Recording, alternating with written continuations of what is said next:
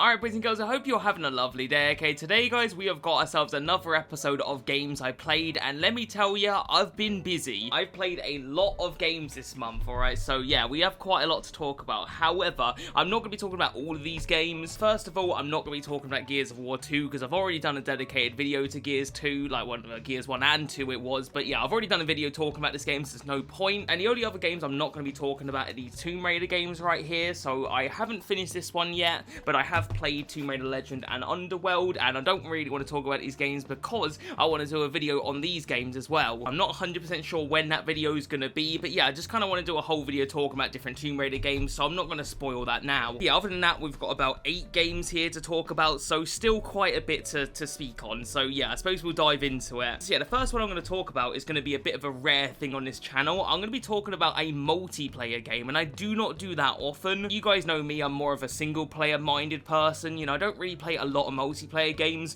but I have been playing a lot of Star Wars Battlefront 2 this last week. I'm not entirely sure where the sort of hype for this sort of stemmed from, but for whatever reason, everybody just started playing Battlefront 2, so I saw it on my TikTok, I would see it on Twitter, I'd see it on YouTube, I just saw a load of love towards Battlefront 2, so I thought, you know what, I'm going to re-download it and play it, and I never really got into Battlefront 2 that much. I actually liked the Battlefront 1 a lot more than this one. I had tons of fun with Battlefront 1 with my friends. I used to play Heroes vs Villains, and we played that shit all day and night, and we loved it. Battlefront 2, for whatever reason, I couldn't really get into it. I didn't mind the campaign. It had a bit of a shit story, but the campaign was pretty fun, and I played a little bit of multiplayer, but like I said, I just couldn't get into it. But yeah, the last few days, I've just been playing the shit out of this game. Like, I'm absolutely addicted to it. It's really weird as well, guys, because I literally have just been playing Blast the whole time. Like, that's the only game mode I'm actually, like, somewhat competent at. For those that don't know, Blast is basically just TDM, and it's as bob standard as it gets. There's no heroes or anything, there's no spaceships. It's literally just going in there as a stormtrooper or a rebel or whatever it might be and shooting the bad guys, and it's team deathmatch. It's so simple, but I've just been addicted to it. Like, I literally can't stop playing it. Whenever I get sort of like half an hour, I think to myself, oh, I could maybe squeeze in a couple of games of Blast. And yeah, I'm trying to level up my assault class at the minute, because I think you need to get to level 35 so you can level up your star cards to like the premium ones. Yeah, I have to say, I'm just really enjoying myself with this one. I've actually like weirdly got quite good at it over the last few days. When I started playing, I was absolutely shambolic. I was getting toasted, but the last few days, I've been really good. Like, I've been getting really high scores on the leaderboards. I've been doing positive KD by like double. Like, I've just been weirdly good. As soon as I unlock enough battle points for like the jetpack person, I literally just select that person. I'm just like weirdly good with the jetpack, dude. So yeah, I've really enjoyed my time with this one, guys. I'm gonna keep playing it because, like I said, it's really good fun. I don't know how long this is gonna be fun for. It's probably not too long. I'm not really the sort of person that will stick with multiplayer stuff. I usually do get burnt out. I used to be big on like Call of Duty and stuff like that, but I always just kind of get bored after playing it for a few weeks. So yeah, this will be one that I play for a few more weeks and have a good time with, but all in all, I am enjoying it. Alright then, fellas, next up we're going to talk about one that I did not enjoy. I'll be honest, I really disliked this game, and that was Prince of Persia: The Fallen King. So I'll be honest, I haven't really played a ton of Prince of Persia games. Actually, it's a bit of a lie. I've played quite a few Prince of Persia games, but I haven't really beaten that many. Back in the day, I played quite a lot of Sands of Time, but never finished it. I also played the Two Towers, was it called? No, not that's Lord of the Rings. The Two Thrones, that was it. Played quite a bit of that one, but once again, never finished it. I did also play a couple of them on PS3. The 2008 one, the reboot, I did actually finish that one. I think that's the only Prince of Persia game I ever finished, excluding this now. I've beaten this one, obviously. And I think there was one other, I can't remember what it's called now, Forgotten Something. It's a game I actually need to pick up at some point. But anyway, I've not really, like, been heavy into Prince of Persia games, but I really wanted to play this one, guys, because I've just been enjoying my Nintendo DS lately. Like, I've been having a good solid kick on the DS, and I just thought, yeah, I haven't really played this game before, so let's give it a go. And it starts off alright. I'll be honest, I wasn't in love with it, like, straight away, but I didn't hate it. The hatred with this game kind of grew, you know? It started off alright, but it just got worse and worse. But anyway, the game itself is pretty simple. It's like a sort of platformer style game, and on paper, it's decent enough. I won't lie and say the graphics are great. They're not. They look pretty shoddy, even for DS standards. The combat is incredibly lackluster. It's very basic. It's very simple, but I mean, it's not the worst I've ever played, I suppose. But where this game is bad is the controls, okay? That's what kills this game for me, because the platforming itself is actually not terrible, but you have to play this entire game, and I do mean the entire game,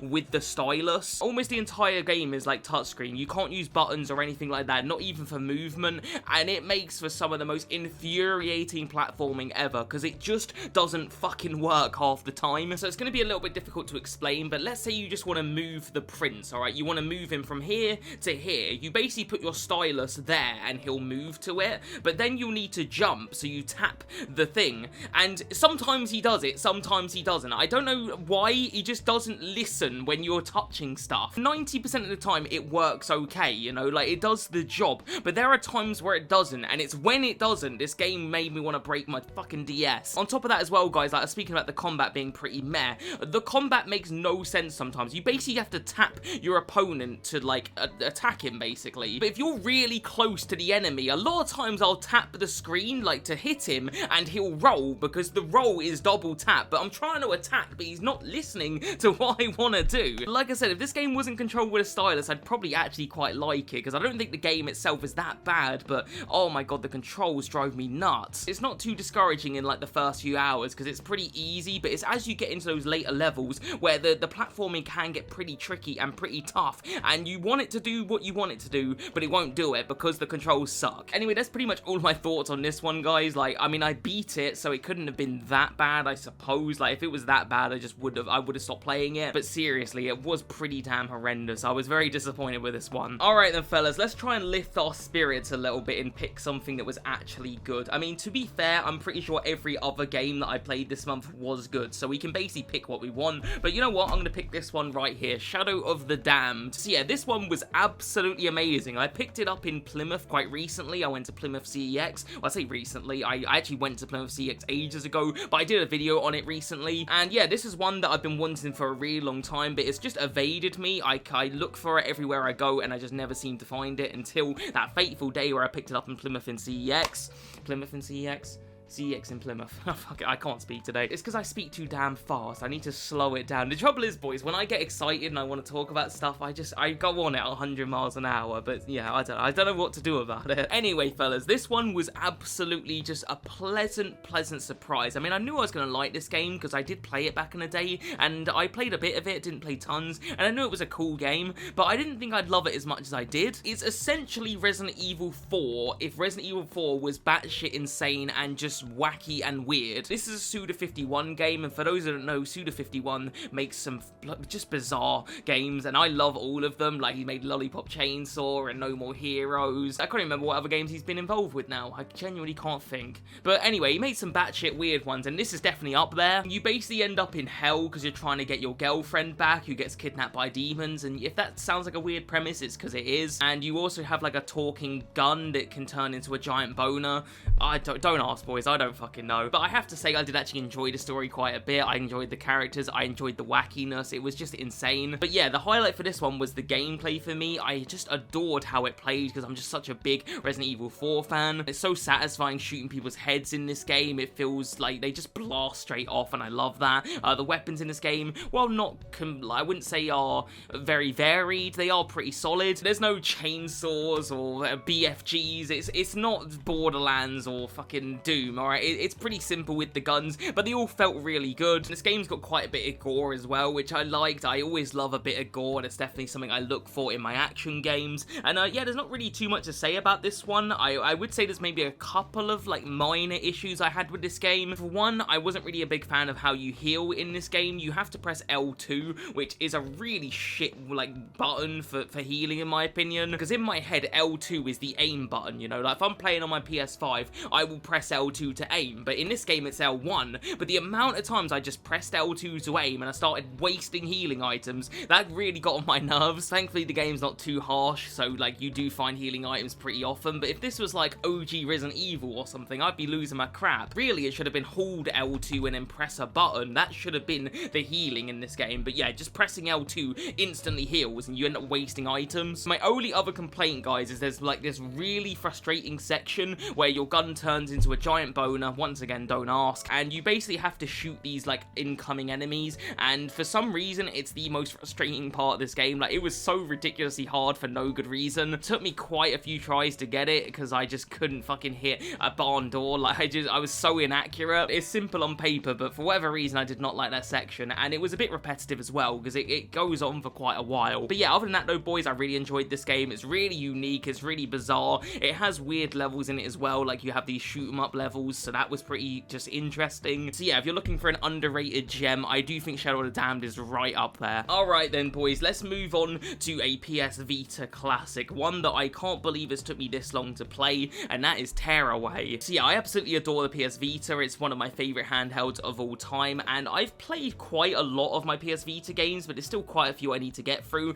and this was just sitting there bothering me because I'm like, why haven't I played this game yet? So I figured I'd remedy that. So yeah, I went camping the other day with my old man, literally just me, my dad, and my dog, and yeah, I just thought, alright, I'm going to take my PS Vita along, and you know what, I'm going to finally play Tearaway, and I ended up finishing it, like, in that day. Like, I was camping and playing it pretty much all day, and I finished it by the end of the night. And yeah, for me, like, I'll always associate memories with this game with camping with my dad, and I quite like that. I quite like the fact that we were able to bond, and I was able to enjoy a really good game. But yeah, in terms of the actual game itself, it's a really, really fun and just amazingly beautiful, like, 3D platformer. Genuinely, like, the art style and art direction in general is the best thing about this game. It's just so stunning to look at. It's just really, really creative in the way that it does its visuals. It's all sort of like paper based, so like all the enemies are like made of paper, all the backgrounds are made of paper, your character is made of paper. It's really cool. But on top of that as well, it just does a really good job of actually using the PS Vita and all its weird little gimmicks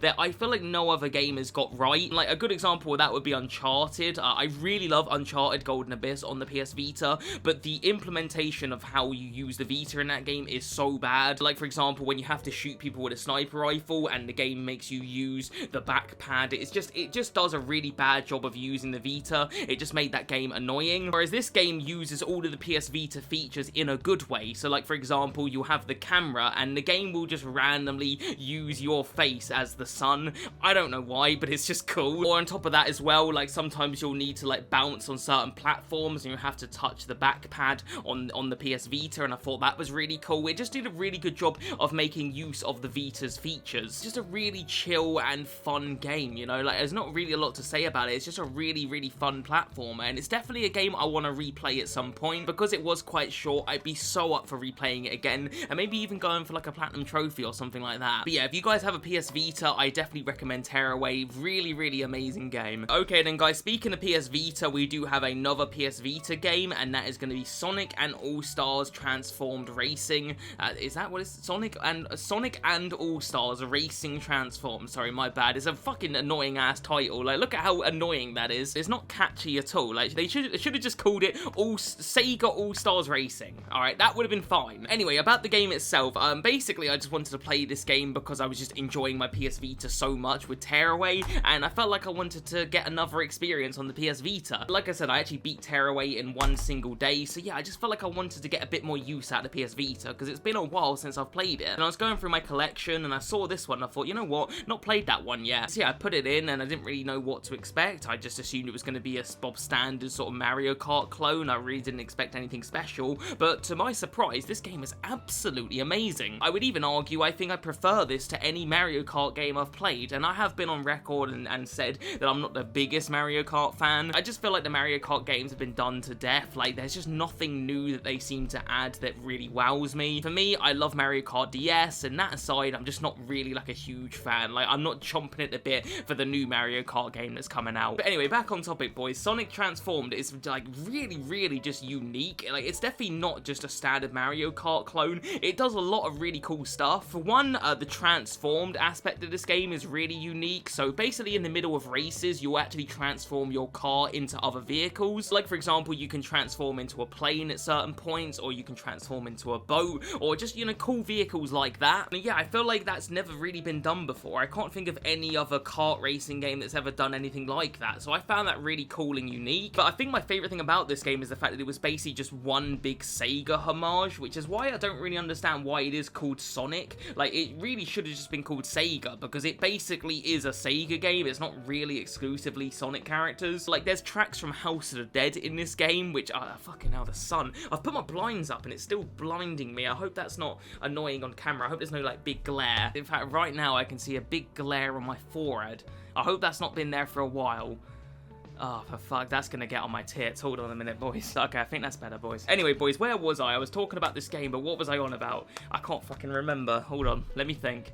I was talking about the Sega stuff. Okay, so yeah, basically there's a ton of cool Sega references in this game, like House of the Dead and Monkey Ball, Jet Set Radio, and you've also got different characters from other Sega games. So yeah, it's just one big sort of celebration of different Sega IPs, and I found that really cool. I absolutely adore Sega and all of their weird little IPs, so the fact that this game was just celebrating that, I thought was super awesome. But yeah, I think above all, this game is just a really, really decent kart racer. It controls really well, it's got the speed, it's got the fun factor, it's just got everything you'd want in a decent little kart racer, and it was handheld as well, which is even better. So yeah, if you can find this game anywhere, I'm pretty sure you can get it on PS3 as well. I definitely recommend it if you're a fan of Sega, because I thought this game was fantastic. Okay then, boys, let's talk about this one. This one was absolutely just chef kiss, okay? I loved this game, and that is Ratchet and Clank 2 Lock and Loaded, or Locked and Loaded. I absolutely adored this game. I've always liked the Ratchet and Clank games. Like, I think they're really fun games. I love Ratchet and Clank Reboot on the PS4. I feel like that game gets a little bit disrespected. I don't really know why some people don't like that game. I loved the one on PS5 as well. I've forgotten what it's called now, Rift Apart, I think. I did like that game quite a lot, and I played the original, and that was pretty decent. It was my least favorite of those three, but I still liked it. But yeah, for me, guys, Locked and Loaded was probably my favorite Ratchet and Clank game. I absolutely just had such a blast with this one. It basically just takes everything from Ratchet and Clank 1 and just makes it infinitely better. Like, one of my biggest problems with Ratchet and Clank 1 was the lack of strafing. That's no longer a problem now. You can strafe in Ratchet and Clank 2, which just makes the gameplay so much better. On top of that, there was quite a lot of backtracking in Ratchet and Clank 1, and a lot of it was pretty needless, so you'd have to go back to previous planets. It was kind of annoying. There's a lot less of that in Ratchet and Clank 2 now. It's almost all gone. You can just get everything done on the planets there and then. Another thing I didn't really like about Ratchet and Clank 1 was the final boss fight. I found that shit just, it was pain and suffering.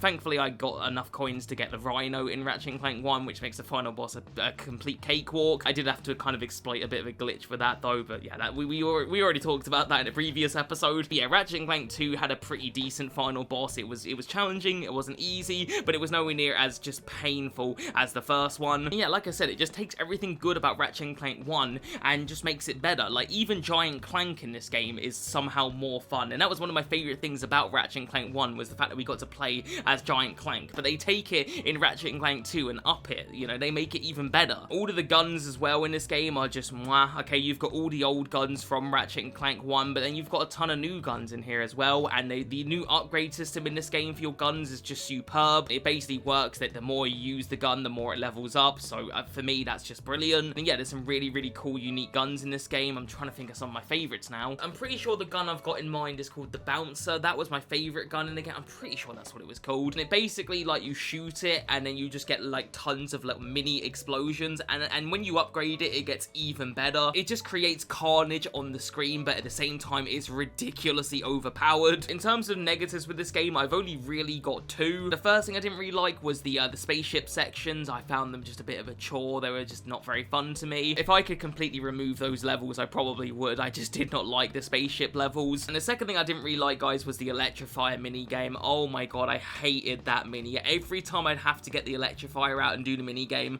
I wanted to slam my head against a wall. I did not like that. But realistically, guys, those are only little nitpicks, alright? They're not things that they didn't ruin my experience, if that makes sense. They were just little small gripes. But on the whole, I absolutely adored Ratchet and Clank 2. It's my favorite Ratchet and Clank game so far, and I cannot wait to play Ratchet and Clank 3. Okay then, boys, we have got 2 games remaining, and this one was one that I've been itching to play for a while now, and I'm glad that I did, and that is going to be Sniper Elite for the PS2. So yeah, it's a little bit weird, guys, but on the back of my case, I've got a little bit of a hole, and to me, it just kind of looks like a sniper bullet has gone through my case. I don't know if you guys can really see that, but I don't know, doesn't that kind of look like a bullet hole? Anyway, that's completely off topic, guys. That's got nothing to do with anything. But yeah, basically, when it comes to Sniper Elite games, I have played I've played a handful of them, but I've not played them all. So I've played Sniper Elite V2, but never played it all the way through, and it is a game I need to get back in my collection at some point. I don't have it, and I don't really see it, which is weird, because it's quite cheap. I've played Sniper Elite 3, and I've played it all the way through, and I really enjoyed Sniper Elite 3. I'd probably say it was my favourite.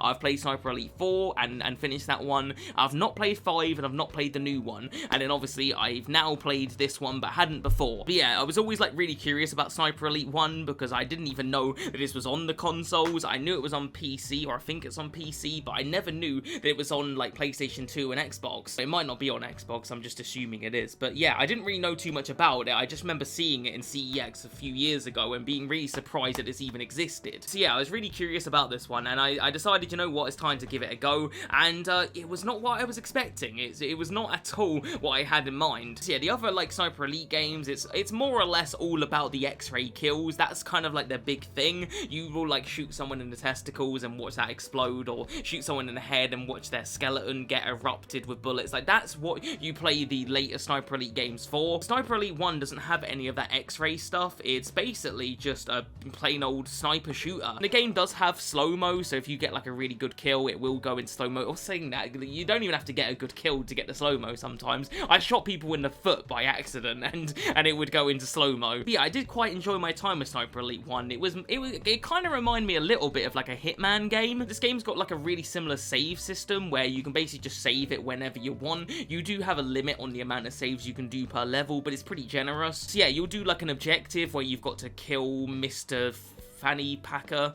I don't know why I have to come up with that name. Anyway, you assassinate him, or, you know, you'll do some varying objectives, and then you can just save it, and then just move along through the level. And you're gonna want to save it as well, because there are a lot of times where you can just immediately get folded. Like, you'll run into a group of people, and they'll just fuck you up instantly. That, or you'll get a mission failed, because you'll get caught, because there are some, like, instant stealth missions, which I wasn't a big fan of. I don't really like it when the game forces you to do stealth, because I'm a run and gunner, guys, alright? If I can go into a building and shoot everyone with a machine gun, I'm gonna do it. And there were a lot of times I did actually do that in Sniper Elite 1. You'll be surprised at the amount of times you don't actually use a sniper in this one. I know the sniper is like the main thing, and it is probably the main weapon you're gonna use, but a lot of the missions, I'll be honest, I just did use the machine gun. But I quite enjoyed that. I quite enjoyed running in and just mowing people down with a machine gun when I could. But yeah, it definitely has its moments, because there are times you're gonna want to keep your distance and get that sniper out. And yeah, for the most part, boys, I really did enjoy this game. It was a pretty tough game. There definitely had a few moments that would, you know, made me scratch my head a bit, like, how am I gonna do this? I'm not even embarrassed to say that I did look up a couple of walkthroughs on some of the missions, especially like the instant stealth ones, because I was just didn't really know what I was supposed to do, and I looked up on a walkthrough, and it made perfect sense. It's not like the longest game ever, but at the same time, it's not the shortest game, but it was a really fun sniping game, and I very much enjoyed it. It's definitely my least favorite Sniper Elite game, but I did have a good time with it. Alright then, fellas, our final game is gonna be a big one, and I did already do a video on this game, but I didn't really talk about the game that much. Anyway, the game is going to be Doom the Dark Ages. However,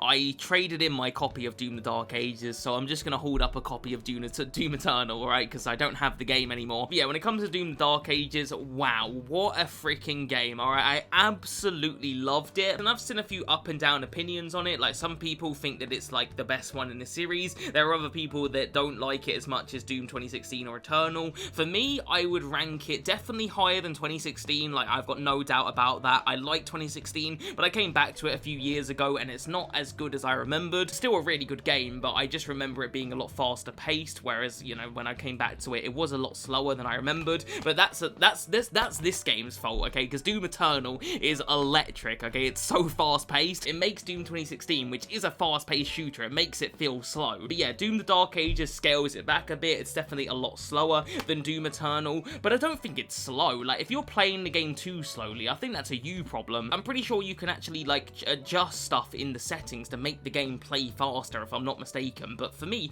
I didn't need to adjust anything. I played it on, like, the base difficulty, and it played like a dream. Doom the Dark Ages has some incredible guns, okay? Like, some of my guns in that game that I used were just so good. The chain shot was just such a brutal but fun weapon to use.